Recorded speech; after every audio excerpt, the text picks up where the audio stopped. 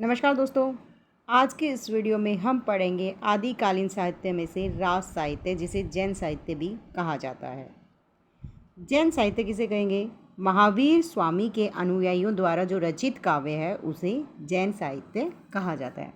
दोस्तों, आदिकाल को गणपति चंद्रगुप्त ने 3 भागों में विभाजित किया है। एक धर्माश्रित, दूसरा राज्याश्रित और तीसरा लोक आश्रित, मतलब लौकिक काव्य। जो धर्म आश्रित काव्य है उसे सिद्ध, नाथ और जैन साहित्य में वर्गीकृत किया गया है। पहली 2 वीडियोज़ हम सिद्ध साहित्य और नाथ साहित्य पर बना चुके हैं। अगर आपने वो वीडियो नहीं देखी है तो हम उसका लिंक कमेंट बॉक्स में दे देंगे, आप उन्हें पहले ज़रूर देखिएगा।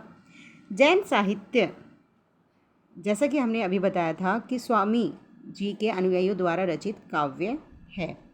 दोस्तों, वीडियो को अंत तक ज़रूर देखिएगा। चैनल को सब्सक्राइब करना भी न भूलें। इनका जो आदि स्रोत है वो क्या है? जैन पुराण। मतलब इन्होंने जो काव्य रचना की है वो जैन पुराण से लेकर की है। मुख्य प्रयोजन, जैन धर्म के तत्वों का जो निरूपण करना है वो इनका मुख्य प्रयोजन है। क्योंकि जो जितने भी धर्म होते हैं वो अपने सिद्धांतों का निरूपण करते हैं, इसीलिए जैन कवियों ने भी अपने सिद्धांतों का निरूपण इनमें किया है। आधार क्या है इनके साहित्य का? अहिंसा, दया और धर्म की भावना इनके साहित्य का आधार है। और इनके साहित्य का नायक कौन है? केवल जैन समाज का व्यक्ति इनका नायक है। इनकी प्रामाणिकता कैसे होती है? आदिकालीन साहित्य में सबसे प्रामाणिक साहित्य है जैन साहित्य। ज़्यादातर जो आदिकालीन साहित्य, रासो साहित्य है, वो क्या है? अप्रामाणिक। लेकिन जो जैन साहित्य है वो प्रामाणिक साहित्य है। इनकी प्रमुख शैलियाँ हैं 3: रास, चरित और फागुन। रास को क्या कहते हैं? प्रबंध काव्य। और फागु मुक्तक काव्य कहलाता है। जैन साहित्य की सबसे प्रसिद्ध शैली रास है।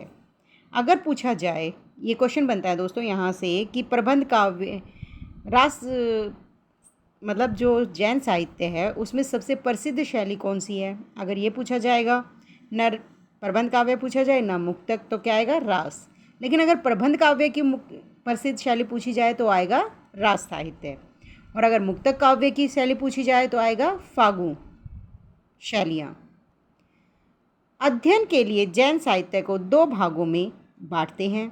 एक अपभ्रंश युक्त साहित्य, जो 10वीं शती से पहले का साहित्य है, और दूसरा है अपभ्रंश मुक्त साहित्य, जो 10वीं शती के बाद का साहित्य है।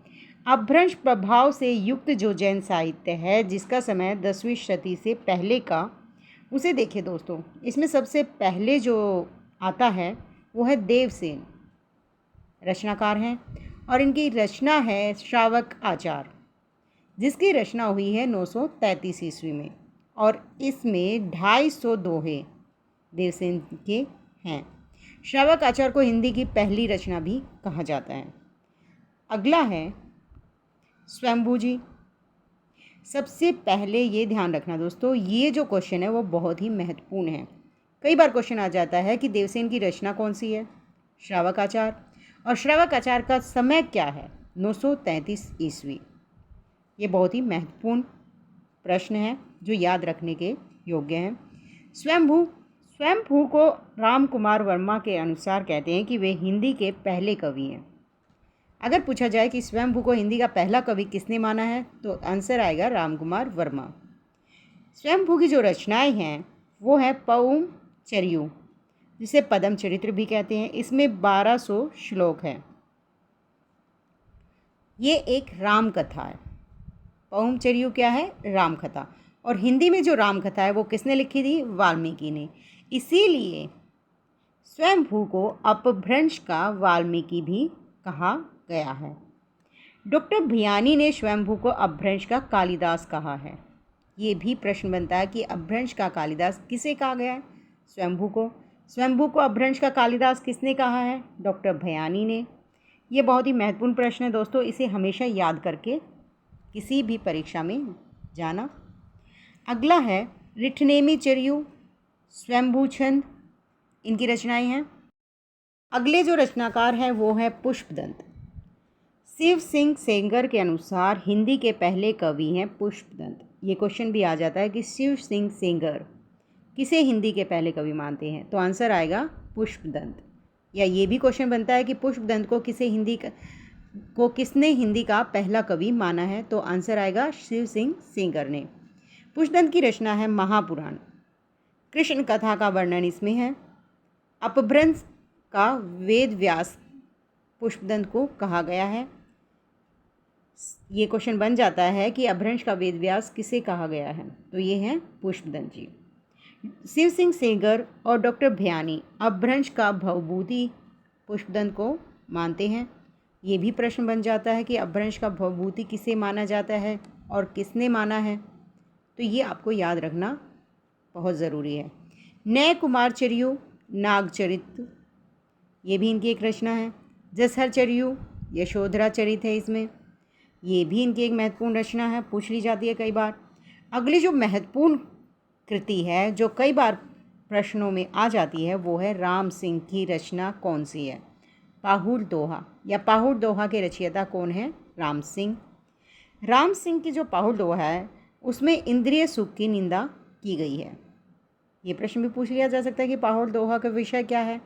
इंद्रिय सुख की निंदा पाहुड़ दोहा में की गई है। अगले जो कवि हैं वो हैं धनपाल। धनपाल की भी रचना पूछ ली जाती है। भविष्यत कथा जो है वो धनपाल की रचना है। एक साधारण वणिक पुत्र को नायकत्व प्रदान किया गया है इसमें भविष्यत कहा में, इसे भी थोड़ा ध्यान रखना। योगेंद्र भी एक कवि थे जिन्हें जोइंदू कहा जाता है और इनकी रचनाएं हैं परमात्म प्रकाश, योग सार। हेमचंद्र गुजरात के शासक सिद्धराज के दरबारी कवि थे और हेमचंद्र की रचना है शब्द अनुशासन। बहुत ही महत्वपूर्ण है दोस्तों ये, और इससे संबंधित कई प्रश्न पूछे गए हैं। व्याकरण रचना है ये भी पूछ ली जाती है कि शब्द अनुशासन जो है वो कैसी रचना है? तो शब्द अनुशासन कैसी रचना है? एक व्याकरण रचना है। और किसकी रचना है? हेमचंद्र की।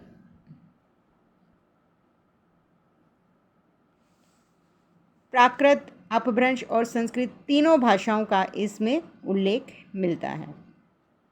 हेमचंद्र को प्राकृत का पाणिनि भी कहा गया है। ये भी महत्वपूर्ण प्रश्न है। अब्दुल रहमान अगले जो रचनाकार हैं वो हैं अब्दुल रहमान। हजारी प्रसाद द्विवेदी ही से हिंदी के पहले कवि मानते हैं। हिंदी के पहले कवि किसे माना जाता है हजारी प्रसाद द्विवेदी के अनुसार? अब्दुल रहमान को। हिंदी में लिखने वाले पहले मुसलमान कवि हैं अब्दुल रहमान। ये प्रश्न भी आ जाता है कि हिंदी में लिखने वाले पहले मुसलमान कवि कौन हैं?